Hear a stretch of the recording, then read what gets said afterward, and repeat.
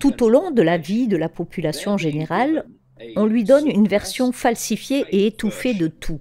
Ce que nous avons alors, c'est ce réseau mondial de sociétés secrètes au centre de tout cela. Et j'appelle cela l'araignée. Et en fin de compte, cette araignée n'est pas humaine. Si vous voulez, vous pouvez visualiser ce réseau qui nous encercle comme dans un immense secret.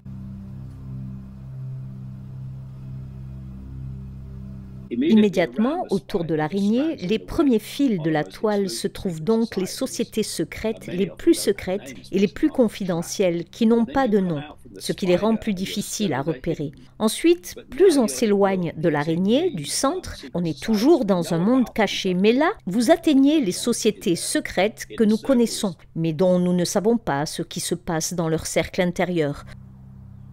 Le noyau, le centre des francs-maçons, les chevaliers de Malte, comme vous l'avez mentionné, les templiers, le noyau intérieur de l'ordre des jésuites, l'Opus Dei et bien d'autres encore. Mais ce réseau de sociétés secrètes se trouve au fur et à mesure que l'on s'éloigne de l'araignée.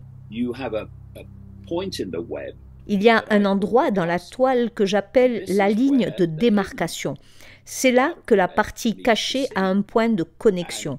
C'est là que se trouve le Forum économique mondial avec Schwab.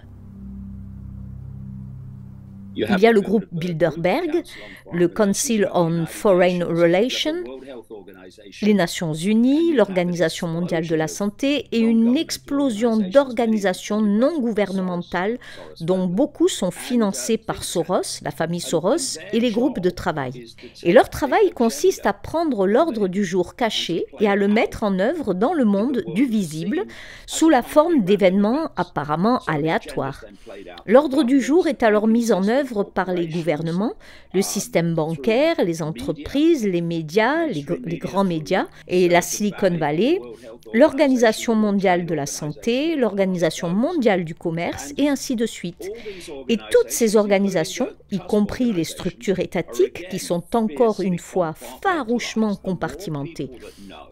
Plus il y a de gens au courant, plus il y a de chances que la vérité éclate et que le secret devienne visible. Ainsi, vous arrivez dans le monde visible avec les gouvernements ou les organisations dont j'ai parlé, qui sont encore une fois compartimentées. Tout le monde, à l'Organisation mondiale de la santé, n'essaie pas de créer une tyrannie mondiale de la santé, mais le noyau central le fait.